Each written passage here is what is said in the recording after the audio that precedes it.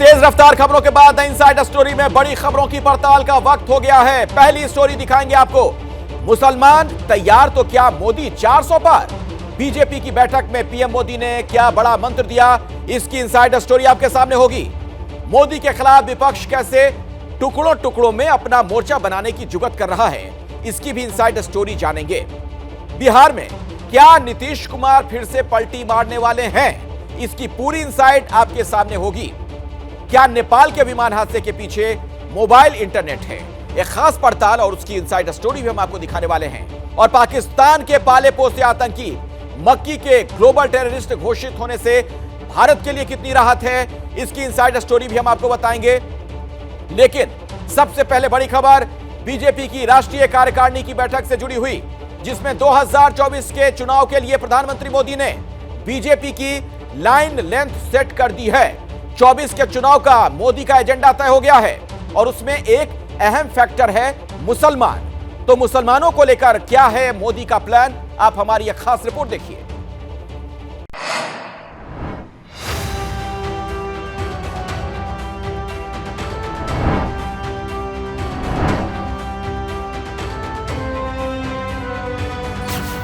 दो 2014 में 282 सीटें, 2019 में 303 सीटें,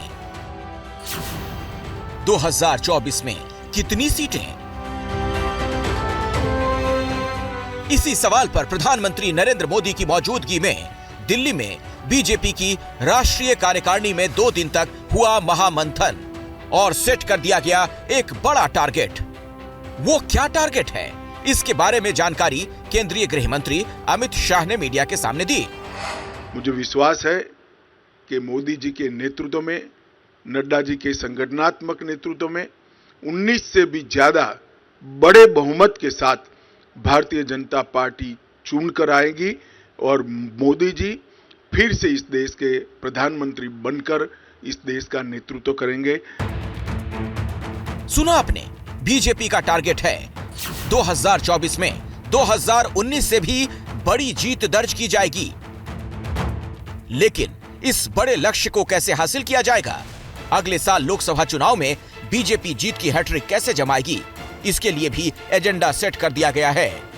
24 की महाविजय के लिए बीजेपी को मंत्र मिला खुद प्रधानमंत्री नरेंद्र मोदी से। प्रधानमंत्री जी ने एक बात बहुत स्पष्टता से बताई कि हम लोगों को संवेदनशीलता के साथ समाज के सभी अंगों के साथ अपना रिश्ता जोड़ना है। आज भारतीय जनता पार्टी सभी समाजों तक पहुंची है, लेकिन कहीं पर अगर कोई कमी है भी दूर करना होगा। तो बीजेपी का 24 तक का एजेंडा सेट है। इसकी शुरुआत साल के पहले महीने से हो गई। बीजेपी राष्ट्रीय कार्यकारिणी ने राष्ट्रीय अध्यक्ष जेपी नड्डा का कार्यकाल 1 साल बढ़ाने पर मुहर लगा दी है। बीजेपी ने इस साल 9 राज्यों में होने वाले सभी विधानसभा चुनाव जीतने का इरादा जताया है। विधानसभा चुनाव में बीजेपी का चुनावी कैंपेन प्रधानमंत्री मोदी की लोकप्रियता के इर्द गिर्द ही डिजाइन होगा। बीजेपी ने इसी साल ज्यादा से ज्यादा सदस्य बनाने का महा प्लान बनाया है। श्री राजनाथ सिंह जी ने इस प्रस्ताव को रखा और सभी भारतीय जनता पार्टी के सदस्यों ने इसको हर्ष ध्वनि के साथ सर्वानुमत से स्वीकार किया है कि जगत प्रकाश नड्डा जी को जून 2024 तक भारतीय जनता पार्टी के अध्यक्ष के रूप में इनके कार्यकाल को बढ़ोतरी की जाए। इस फैसले से बीजेपी ने साफ कर दिया कि 2024 के सबसे बड़े चुनावी रण क्षेत्र में पीएम मोदी के सारथी होंगे जेपी नड्डा। यानी जंग नहीं और अध्यक्ष वही। वैसे बीजेपी में सभी को पता है कि मोदी उनके लिए ब्रह्मास्त्र हैं और प्रधानमंत्री मोदी ने कार्यकारिणी की बैठक में तमाम पदाधिकारियों को नए टास्क भी दिए ताकि 9 विधानसभा चुनाव और 24 की लड़ाई के लिए राह आसान हो सके। वैसे विपक्षी पार्टियों के बीच मचा अंदरूनी घमासान 24 के लिए मोदी की राह वैसे ही आसान बनाता दिख रहा है। लेकिन मोदी की लीडरशिप वाली बीजेपी दूसरों की कमजोरी की बजाय अपनी ताकत पर लड़ती है। यही वो मंत्र है जो कि उसके नेताओं में 2024 में 2019 से भी बड़ी जीत का आत्मविश्वास भर रहा है। दिल्ली से नीरज पांडे और विकास भदौरिया की रिपोर्ट।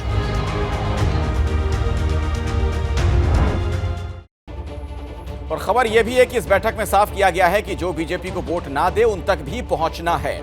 इनसाइड स्टोरी आपको बताएंगे हमारे सहयोगी विकास भदौरिया हमारे साथ जुड़ गए हैं। विकास, क्या जानकारी मिल रही है अंदर खाने से आपको? देखिए अखिलेश, आज जो प्रधानमंत्री का भाषण हुआ उन्होंने 3 चेतावनी दी हैं। उन्होंने कहा कि अति आत्मविश्वास जो है वो बड़ा घातक होता है, इसलिए हम कई बार हार जाते हैं। ये बात उन्होंने पिछले छत्तीसगढ़ और राजस्थान विधानसभा चुनावों को लेकर कही है। दूसरी बात उन्होंने कही कि केवल इससे काम नहीं चलेगा कि मोदी आएंगे और जीत जाएंगे। ये जो सोच है, ये जो अप्रोच है, ये गलत है, इससे भी बचना होगा। जो बात हम कह रहे हैं ना कि मोदी ब्रह्मास्त्र हैं, तो उसका उन्होंने वहां पर चेतावनी दी है कि ऐसे मत समझिए, काम करिए, जमीन पर पहुंचिए, लोगों तक पहुंचिए, हर वर्ग तक पहुंचिए, हर व्यक्ति तक पहुंचिए और योजना पहुंचाइए। तीसरी चेतावनी उन्होंने दी है, उन्होंने एक कहानी बताई कि एक नेता है वो सिर्फ फिल्मों पर बयान देते रहते हैं। उनको लगता है कि टीवी पे उनके बयान चल रहे हैं, वो नेता बन रहे हैं, लेकिन ऐसा नहीं है। प्रधानमंत्री ने यहाँ तक कहा कि पार्टी अध्यक्ष ने भी उनको चेतावनी दी, उसके बाद भी वो सुधर नहीं रहे। अब देखिए इस तरह के 2-3 नेता हैं बीजेपी के भीतर जो आप फिल्म पर जो है लगातार बयान देते रहते हैं, विवादों में जो सुर्खियों में होता है। तो ये 3 तरह की चेतावनी है। चलिए, बहुत बहुत शुक्रिया विकास भदौरिया। 3 तरह की चेतावनी इस बैठक में दी गई है। साफ साफ ये ताकीद की गई है तमाम नेताओं को। प्रधानमंत्री मोदी ने दिल्ली में बीजेपी नेताओं को मिशन 2024 का मंत्र दिया, तो कल दक्षिण में विपक्षी नेताओं का एक धड़ा मोदी के खिलाफ गोलबंदी करने के लिए जुट रहा है। तेलंगाना के सीएम चंद्रशेखर राव की पहल पर हो रही बैठक में अरविंद केजरीवाल, अखिलेश यादव, पी विजयन जैसे विपक्षी नेता शामिल हो रहे हैं।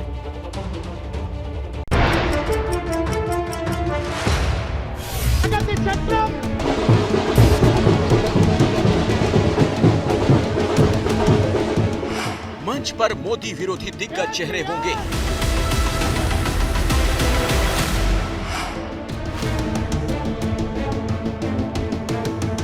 एजेंडा बीजेपी के खिलाफ मोर्चाबंदी का होगा और मंच होगा के चंद्रशेखर राव की रैली का।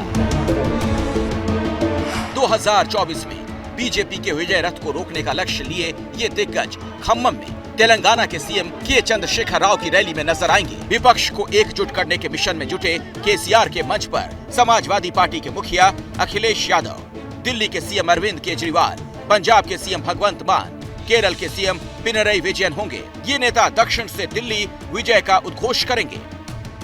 तेलंगाना में साल के आखिर में चुनाव होने हैं और राज्य में अभी से ही चुनावी सरगर्मियां तेज हो गई हैं। इस बीच मुख्यमंत्री के चंद्रशेखर राव ने अपनी पार्टी तेलंगाना राष्ट्र समिति का नाम बदलकर भारत राष्ट्र समिति कर दिया और घोषणा की कि अब वो राष्ट्रीय राजनीति में प्रवेश करेंगे। खम्मम की इस रैली में विपक्षी नेताओं को बुलाकर मुख्यमंत्री के चंद्रशेखर राव अपनी शक्ति का प्रदर्शन करना चाहते हैं। दरअसल अगले लोकसभा चुनाव से पहले इस साल दक्षिण भारत के 2 सूबों कर्नाटक और तेलंगाना में विधानसभा चुनाव है। कर्नाटक में बीजेपी की सरकार है, यहाँ बीजेपी के सामने एंटी इनकम्बेंसी का फैक्टर है। कर्नाटक में बीजेपी ने 2019 में 28 में से 25 लोकसभा सीटें जीती थीं। कर्नाटक बीजेपी के लिए दक्षिण का द्वार माना जाता है। तमाम विपक्षी दलों के नेता इसी द्वार पर बीजेपी को कमजोर करना चाहते हैं। लेकिन कर्नाटका में परेशानी ये है कि यहाँ पर बीजेपी के मुकाबले कांग्रेस है और केसीआर का मोर्चा कांग्रेस से दूरी बनाए रखना चाहता है और यही कारण है कि ये मोर्चा अब तेलंगाना में फोकस करना चाहता है। बहुचर्चित मनुगोडे विधानसभा सीट पर उपचुनाव में बीजेपी दूसरे नंबर पर रही। चर्चा है विधानसभा चुनाव में बीजेपी टीडीपी में गठबंधन हो सकता है। 2019 में बीजेपी ने कर्नाटक के बाद तेलंगाना में सबसे ज्यादा यानी 4 सीटें जीती थीं। बीजेपी तेलंगाना में शानदार प्रदर्शन की उम्मीद कर रही है, लेकिन जिन नेताओं के दम पर केसीआर मोदी विरोधी मोर्चे का खम ठोक रहे हैं, उनकी पार्टियों की लोकसभा में स्थिति ये है। केसीआर की बीआरएस के पास 9, लेफ्ट के पास 5, समाजवादी पार्टी के पास 3 और आम आदमी पार्टी के पास 1 भी लोकसभा सीट नहीं है।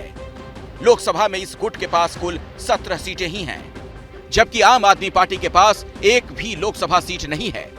लोकसभा में इस गुट के पास कुल 17 सीटें ही हैं।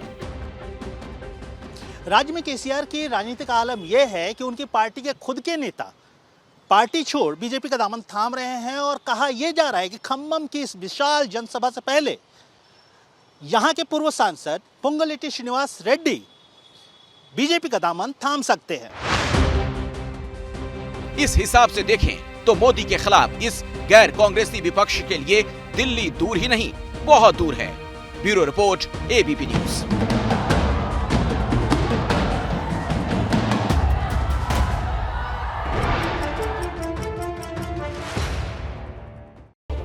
और इस खबर की इनसाइड स्टोरी हमें बताएंगे हमारे सहयोगी आशीष। आशीष, देखिए सवाल तो यह है कि गैर कांग्रेस विपक्ष भी कैसे कहा जाए।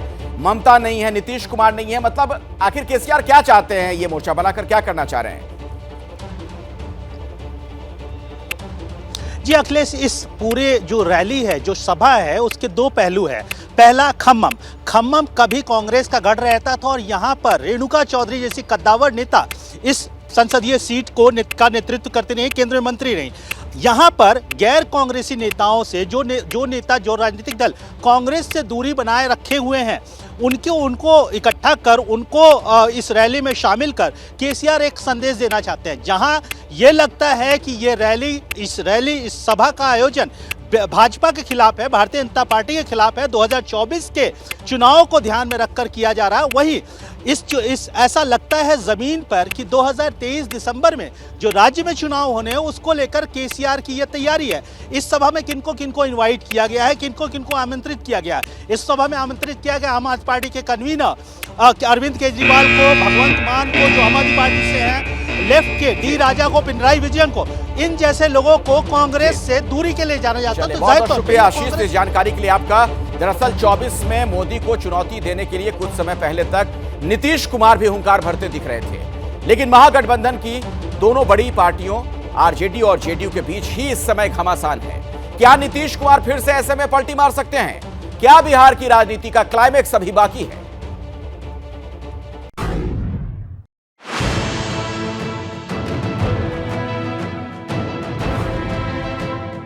अगर हम डाटा के माध्यम से जवाब देंगे तो फिर मिर्ची लग जाएगी लोगों को।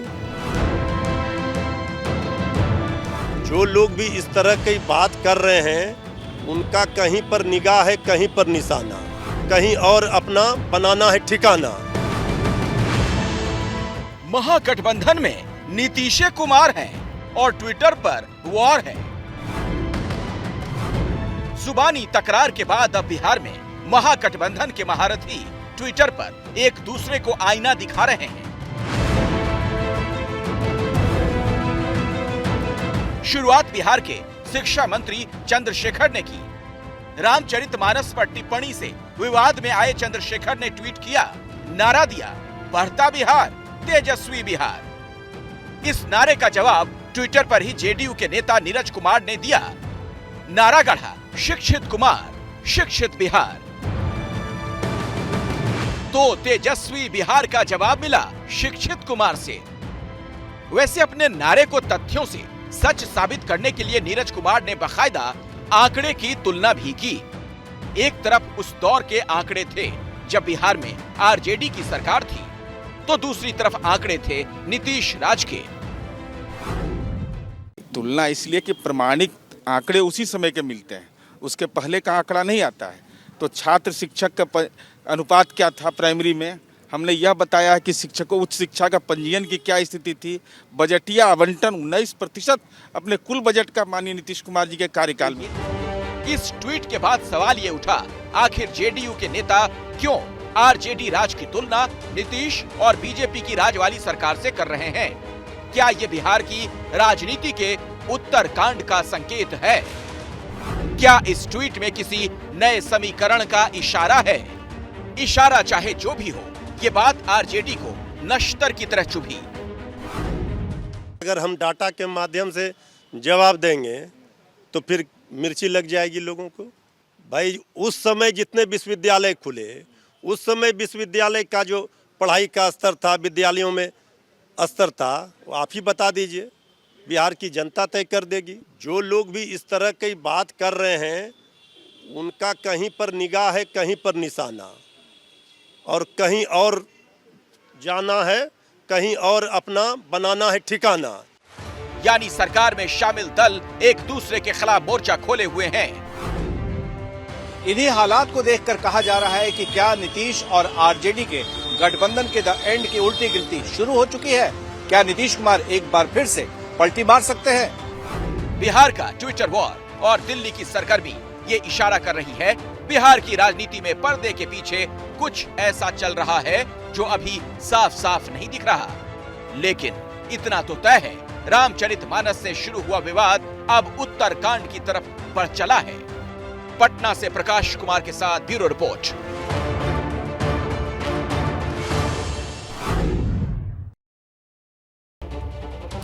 जाहिर है आप भी जानना चाहते होंगे कि आखिर नेपथ्य में चल क्या रहा है, तो अंदर की जानकारी आपको देंगे। प्रकाश कुमार हमारे साथ जुड़ गए हैं। प्रकाश, जिस तरीके से मामला बढ़ता दिख रहा है, क्या नीतीश कुमार के पलटी मारने के आसार हैं? देखिए अखिलेश, एक बात तो साफ है कि समाजवादियों के बारे में ये कहा जाता है और तेजस्वी यादव भी कह चुके हैं कि समाजवादी आपस में लड़ते झगड़ते रहते हैं, साथ रहते हैं, अलग होते हैं। तो क्या उसी आधार पर यह कुछ देखा जाना चाहिए? देखिए फिलहाल एक बात तो तय है कि दोनों पार्टियों के बीच में जो सामंजस्य है वो ठीक से दिख नहीं रहा है। और दूसरी तरफ जो बड़े नेता हैं, चाहे वो तेजस्वी यादव हो, डिप्टी सीएम या फिर नीतीश कुमार हो, इस पर पानी जरूर डाल रहे हैं। ये जो आग लगी हुई है ऊपर ऊपर इसे बुझाने की कोशिश की जा रही है, लेकिन कोई भी खुलकर सामने नहीं आ रहा है। प्रोफेसर चंद्रशेखर जो शिक्षा मंत्री हैं, उनके बयान पर नीतीश कुमार ने सीधे तौर पे कहा है कि उन्हें वापस ले लेना चाहिए, लेकिन अब भी वो उसी अपने बयान पर कायम है। दूसरी तरफ सुधाकर के खिलाफ कार्रवाई तो दूर की बात है, अभी भी वो गठबंधन के खिलाफ में लगातार बोल रहे हैं। तो ऐसी स्थिति में कोई भी ये दिखाना नहीं चाहता है कि इस पर पहल कौन करे, एक दूसरे पर वार कौन करे। तो ये मामला भी चलता है। प्रकाश कुमार, इस जानकारी के लिए आपका। कुल मिलाकर आने वाले दिनों में बिहार में अभी कई रंग आप देखेंगे। एबीपी न्यूज में एक बार फिर से आपका स्वागत है। दी इनसाइड स्टोरी देख रहे हैं आप। क्या स्मार्टफोन भी किसी प्लेन क्रैश की वजह हो सकता है?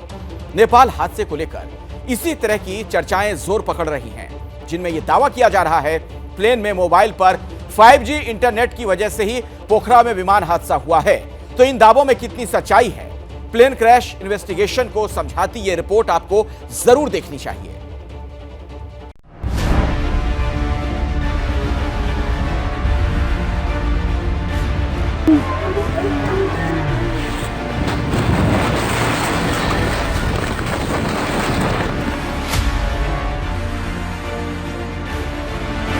नेपाल विमान हादसे की इन आखिरी तस्वीरों का क्या इस प्लेन क्रैश से कोई सीधा संबंध है?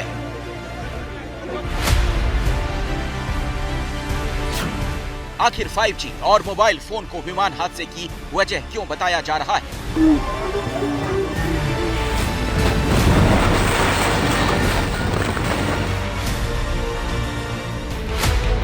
ये समझने के लिए नेपाल में 70 से ज्यादा लोगों का काल बने यति विमान के अंदर की इन आखिरी तस्वीरों को देखिए। मोबाइल कैमरा प्लेन की खिड़की से पोखरा की खूबसूरती कैद कर रहा था।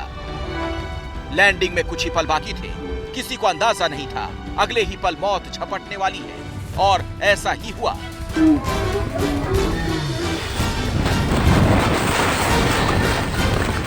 पिछले 3 दिनों से दुनिया इन तस्वीरों को देख रही है, सवाल पूछ रही है, प्लेन में मोबाइल पर इंटरनेट कैसे चल रहा था? नेपाल में हुए प्लेन क्रैश का मोबाइल इंटरनेट से कोई कनेक्शन है? इसे समझने से पहले प्लेन में इंटरनेट कैसे काम करता है, यह जानना जरूरी है। इसके 2 तरीके होते हैं। पहला तरीका तो होता है एयर टू ग्राउंड। हवाई जहाज के नीचे एक एंटीना लगा होता है जो जमीन पर लगे मोबाइल टावर से निकल रहे सिग्नल को रिसीव करता है और उन सिग्नल्स को ऑन बोर्ड सर्वर पर भेजता है। सर्वर में एक मॉडेम लगा होता है जो इन सिग्नल को कन्वर्ट करता है और यात्रियों के डिवाइस तक इसे पहुंचाता है। दूसरा तरीका, हवाई जहाज के ऊपर लगे एंटीने पृथ्वी के चक्कर लगा रही सैटेलाइट से आ रहे सिग्नल्स को कैच करते हैं और मॉडेम के जरिए यात्रियों को वाईफाई सर्विस पहुंचाते हैं। उड़ान भरने से पहले मोबाइल फोन को बंद करने या फिर फ्लाइट मोड में रखने के लिए कहा जाता है, क्योंकि स्मार्टफोन के सिग्नल की वजह से एयर ट्रैफिक कंट्रोल को प्लेन के पायलट के साथ बातचीत करने में दिक्कत आ सकती है। इससे पायलट को जमीन से प्लेन की ऊंचाई का गलत सिग्नल मिल सकता है और गलतफहमी से प्लेन क्रैश भी हो सकता है। लेकिन क्या नेपाल वाले विमान में यही हुआ?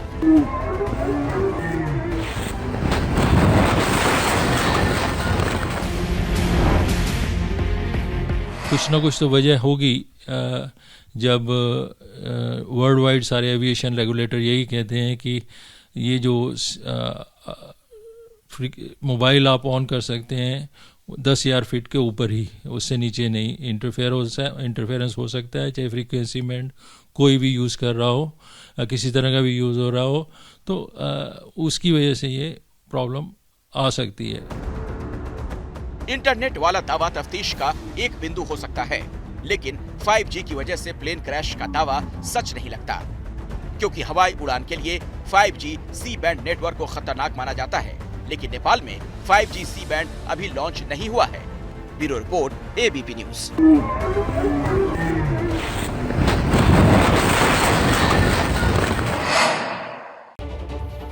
नेपाल के बाद अब खबर पाकिस्तान की। लश्कर तैयबा के आतंकी और कश्मीर में कई आतंकी हमलों के लिए जिम्मेदार अब्दुल रहमान मक्की को ग्लोबल टेररिस्ट घोषित कर दिया गया है।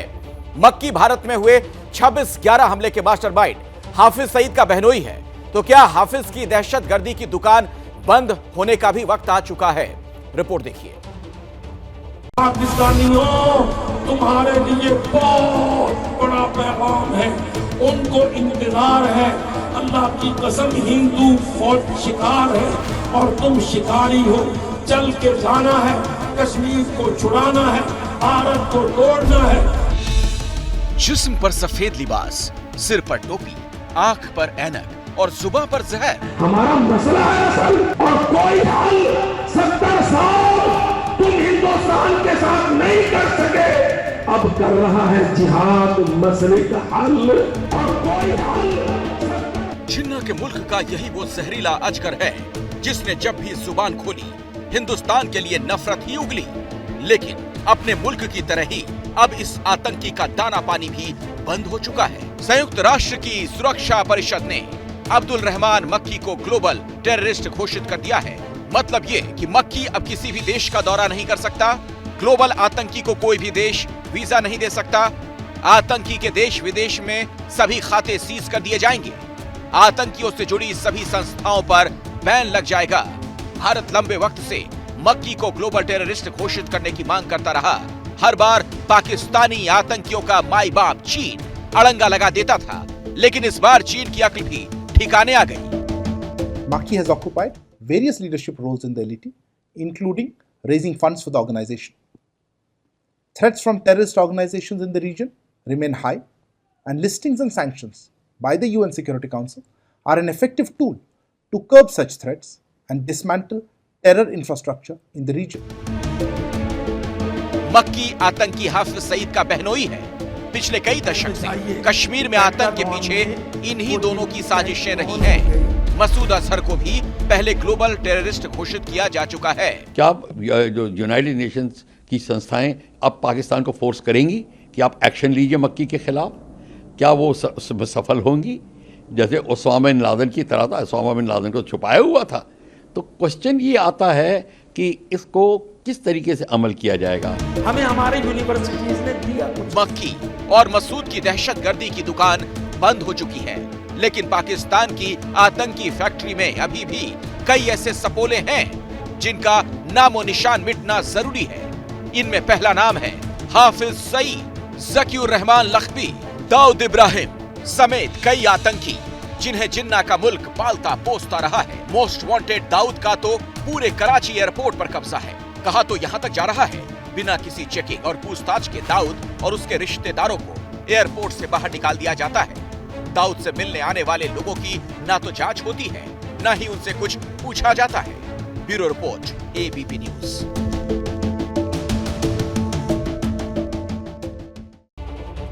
मक्की जैसे खतरनाक आतंकवादी को ग्लोबल टेररिस्ट घोषित किया जाना भारत के लिए एक बड़ी कूटनीतिक जीत भी है। जैसे ही घड़ी का काटा दोपहर 2:30 पे आए, बबीता जी का दिल सास बहू साजिश के लिए मचल जाए। और ये है इनकी बहू, पूरे दिन ऑफिस की टेंशन हो जाए गॉन जब ये करें अपना फेवरेट शो फ्री टाइम पे ऑन। इनकी तरह आप भी देखिए अपना फेवरेट शो अपने टाइम पर और डाउनलोड कीजिए ABP लाइव ऐप अपने स्मार्ट टीवी पर।